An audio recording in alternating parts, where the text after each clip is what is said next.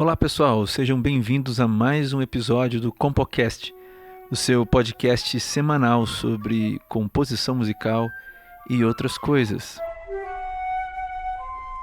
E você já sabe, nós estamos aqui sempre muito bem apoiados, gentilmente apoiados pelo SECAM, o Centro Codesso de Aperfeiçoamento Musical.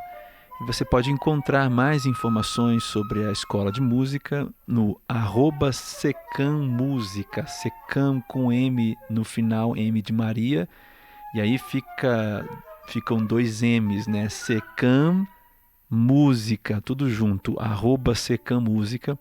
Você pode conferir o trabalho deles. A vocês todos que nos acompanham por aqui também, um grande abraço. Sintam-se assim abraçados e recebam a minha gratidão por ter acompanhado ou por estar acompanhando nosso trabalho aqui no Compocast.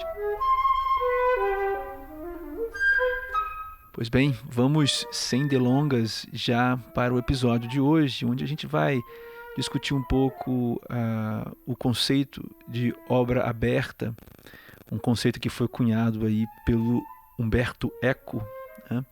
Bom, hoje a gente vai falar um pouquinho sobre isso e vamos ouvir também, eu vou deixar vocês com pedaços, trechos, digamos assim, de 3 peças. Ouviremos a sequenza para flauta solo do Luciano Berio, ouviremos a obra Scambi de Henri Pousser e a gente vai, né, discutir pelo menos de forma muito preliminar, né, o conceito de obra aberta. Bom, para iniciar, a gente precisa falar um pouquinho, né, do autor do conceito, que é o Umberto Eco. Umberto Eco foi um filósofo, também foi um escritor, né, italiano que viveu no século XX a maior parte da sua vida, mas atravessou também até o século XXI e faleceu agora, né, há poucos anos atrás, em 2016. Mas em 1962, se não me falha a memória, Umberto Eco escreve esse livro. O livro tem o mesmo título do conceito, né? O livro tem esse título assim, obra aberta, né? Então eu queria começar o episódio de hoje trazendo um conceito, né, de obra aberta, né? Esse conceito nasce, né, da observação assim de que na arte contemporânea, sobretudo, né, a ambiguidade e a multiplicidade, né, de interpretações, elas não são apenas, digamos assim, efeitos colaterais, né, mas elas tornam-se valores buscados e explicitamente programados pelo artista, né? Quer dizer, para o Umberto Eco, né, toda obra de arte, na verdade, ela tem um certo grau assim dessa coisa da obra aberta, né? Ela é, em certo grau, uma obra aberta, né? Pois ela oferece uma infinidade de degustações, de interpretações, de interações com aquele que está assistindo, ouvindo, etc., né? Com o espectador da obra, né? Mas assim, nas poéticas modernas, né, a abertura ela se converte em finalidade explícita de uma obra, ou seja, um valor a ser realizado preferencialmente a outros. O que o Humberto Eco quer dizer, né, é que em algumas obras, né, a característica de ser uma obra aberta é um fator relevante, preponderante e até mesmo basilar para aquela obra. Em outras palavras, existem obras que são feitas, né, para serem exatamente uma experiência única, né, a cada vez que são tocadas. Por exemplo, obras que não têm muito bem a ideia de causalidade muito bem definida. Você pode tocar o evento A, coisa A, depois passar para aquilo que está lá na D, assim, e voltar para B. Mesma coisa com as outras artes, né? Mas, de qualquer forma, o Umberto Eco não define, né, apenas essas obras como obra aberta, né? O conceito de obra aberta é muito maior do que apenas estas músicas que trazem estas obras, né? Aqui eu estou falando no caso das músicas, mas qualquer obra que traga essa ideia de imprevisibilidade. Então, é na verdade uma marca da arte contemporânea, porque ela acaba trazendo, né, a arte contemporânea, acaba colocando no sujeito e na experiência em si um valor tão grande de apreciação que o próprio objeto, no caso a obra de arte, ela carrega em si mesmo essa característica fundamental de ser imprevisível. Eu tirei aqui uma fala do Umberto Eco, lá do livro. Ele diz o seguinte: a obra de arte é uma mensagem fundamentalmente ambígua, uma pluralidade de significados que convivem num só significante. Essa condição constitui característica de toda obra de arte e o que procuramos demonstrar, fecha aspas, né? Essa é uma fala que eu tirei aqui do próprio Umberto Eco, onde a gente consegue compreender melhor, né, essa ideia. Então, assim, o Umberto Eco, né, ele recusa, assim, a ideia, na verdade, né, de que a obra aberta seja apenas uma categoria crítica para classificar obras como válidas ou inválidas, do ponto de vista que elas se situam, né, dentro do ambiente da arte contemporânea. Mas em vez disso, né, ao invés disso, né, o Umberto Eco ele propõe um modelo teórico, né, que descreve uma relação de fruição entre obra e receptor. O que está importando, assim, né, para ele, então, não é a obra como resultado final, isso é muito interessante, mas o processo que preside, né, sua formação e o campo de probabilidades que ela compreende, né? Existe um outro trecho do livro do Umberto Eco que é muito interessante. Ele diz o seguinte, abre aspas: o modelo de obra aberta não reproduz uma suposta estrutura objetiva das obras, mas a estrutura de uma relação frutiva, né? Fecha aspas. Quer dizer, em outras palavras, né, o Umberto Eco ele propõe um modelo que descreva, né, uma relação entre obra e receptor, mas ele não quer um modelo que digamos assim, gerencie, né, a validade da obra em si, né, como sendo uma obra válida, né, é uma obra que realmente é artística ou não, por ser ou por não ser, ou por ter ou por não ter essa característica aberta, né, de ser aberta, né? De novo, a questão da obra ser aberta, né, a questão da obra aberta, não se restringe só à estrutura de uma peça em si, mas como nas palavras mesmo do próprio Umberto Eco, a ideia é de que existe uma relação aberta, né, de propostas, né, de sentidos, de percepções, né, na relação entre o sujeito e o objeto, né? Então, o modelo, né, proposto pelo Umberto Eco, ele quer descrever esta realidade, mas não é uma proposta, né, de validar ou invalidar uma obra, assim. Mas a característica mais importante, né, desse conceito de obra aberta é essa, sendo bem pleonástico aqui, né, mas é essa abertura, né, para o sentido, para não só a averiguação, mas para a proposição do sentido, né? Quer dizer, a obra não fica fechada em si, mas a própria essência da obra, né, é aberta. Pois bem, nós vamos agora fazer uma pequena pausa e vamos ouvir, né, um trecho da obra Sequenza para flauta solo do Luciano Berio. É importante dizer que nessa peça, né, do Berio, ele na partitura ele só descreve assim, uma sucessão de sons e a intensidade. Ele, digamos assim, ele define alturas, né, e define intensidades, né, dinâmicas, né?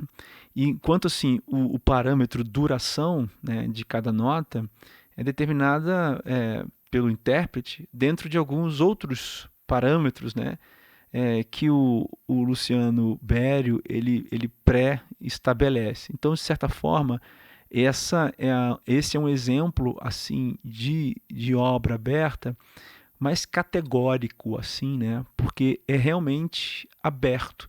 Aberto aqui a ação do intérprete. E a gente já já fala da relação com o intérprete. Vamos ouvir, então, nesse momento, um pequeno trecho de Sequenza para flauta solo de Luciano Berio.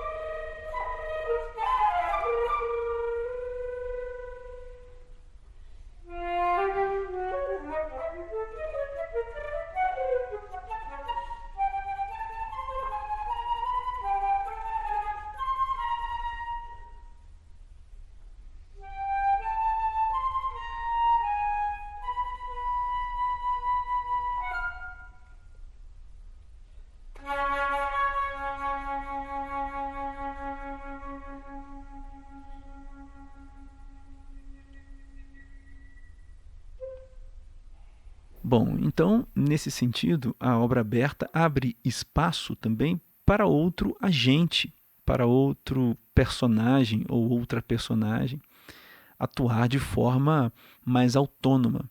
E aqui estou sendo bem específico no caso musical, né? Estou sendo bem específico da prática musical. E esse personagem ou essa personagem, esse agente é o intérprete, o performer, né? Porque nas obras, sobretudo essa que acabamos de ouvir, né, do Luciano Berio, o intérprete acaba tendo um papel tão fundamental quanto do compositor, como se fosse um co-autor, um co-compositor. Bom, na verdade, o intérprete é sempre um coautor, né? O intérprete é sempre um compositor, né? Na verdade, é uma cadeia, né, de agentes que atuam nessa linha, né, ou nesse fluxo, né, de dar sentido, de se apoderar, né, do discurso musical.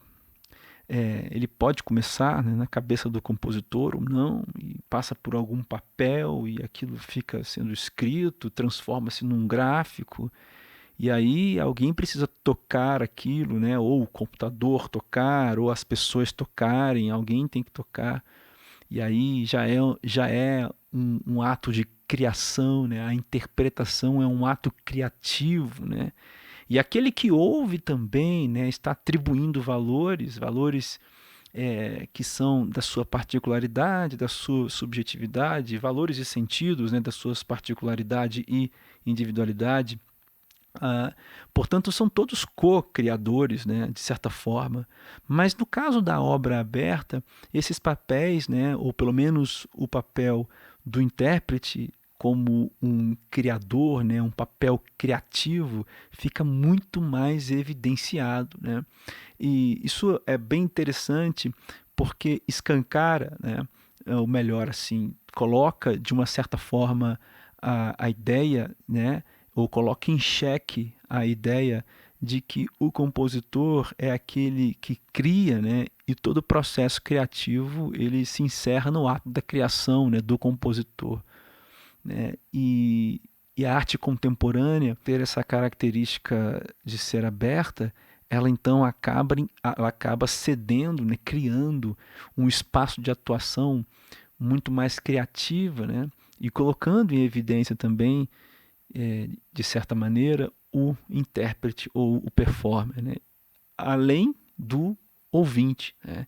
A obra aberta ela não levanta, ela não traz para frente, entre aspas, não só a obra em si, mas ela traz o intérprete e o ouvinte, né, para um nível de atuação muito, digamos assim, na mesma linha, né, do próprio criador. É claro que para Humberto Eco, como nós já dissemos aqui, toda obra contemporânea, a arte contemporânea tem inevitavelmente essa característica, né, intrínseca a si mesmo. Mas nessas obras que estamos ouvindo hoje aqui, isso fica muito mais evidenciado, né? Bom, nós vamos ouvir agora então um trecho da obra Escambe, e que seria traduzido por Trocas, de Henri Pousser. É uma obra de música eletrônica composta em 1957 e é uma obra assim que ela é composta por sessões, mas essas sessões elas não estão ordenadas causamente, né, com causalidade. E aqui, por sessões, a gente pode entender loops, né? Então, o compositor ele criou esses 32 loops, né? E aí o intérprete vai escolhendo, né, esses loops. Qual a primeira sessão, qual é a segunda, qual é a terceira, com qual ele vai terminar. E isso gera, né, obviamente, a cada vez que a peça é tocada, novos ordenamentos, novas possibilidades sonoras. É importante a gente compreender que o fator causalidade nesse tipo de obra musical aqui, no caso, que tem essa característica muito latente, né, de ser uma obra aberta, é importante a gente perceber que a causalidade, né, da obra, ela sempre existe, né?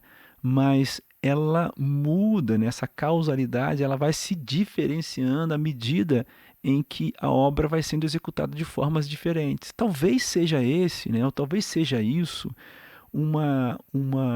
a grande característica assim da obra aberta, porque as causas são diferentes, as escutas são diferentes, a organização das coisas é uma organização diferente, porque obviamente a apresentação da peça, né, a materialização daquilo que a gente está vendo é diferente a cada vez.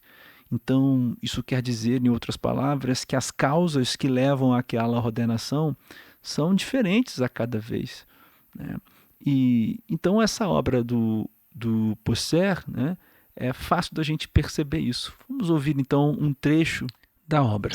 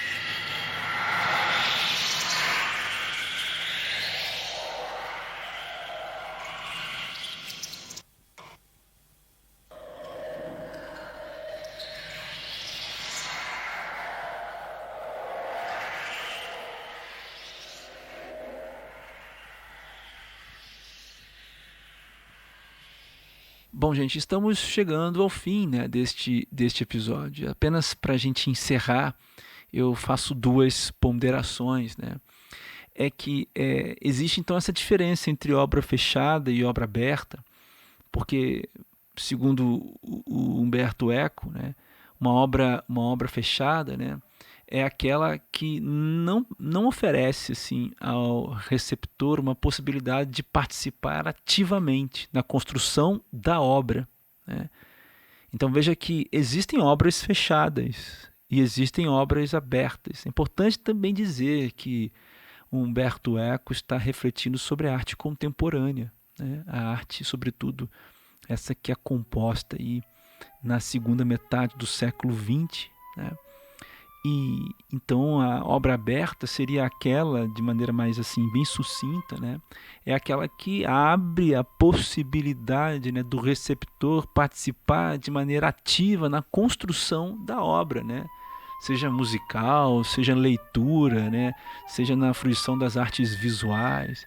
E a obra fechada é aquela que assim não tem essa, digamos, permissão, né? Não é constituída dessa permissão.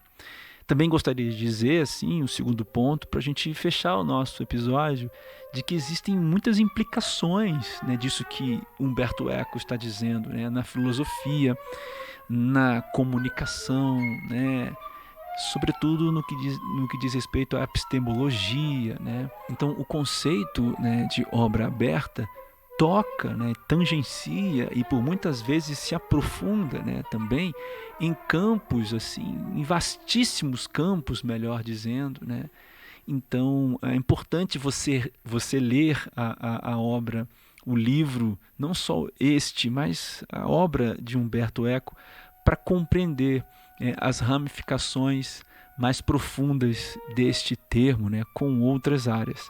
De forma muito resumida, o que nós tentamos fazer aqui hoje, dada a minha ignorância e a minha incapacidade de lidar com coisas tão complexas, foi apenas trazer para a nossa reflexão pequenas gotas, né, provocativas a respeito de uma coisa tão extraordinária, de um pensamento tão profundo, de um pensador tão ímpar e importante como Humberto Eco. Bom, eu espero que você tenha gostado, que você tenha sido provocado.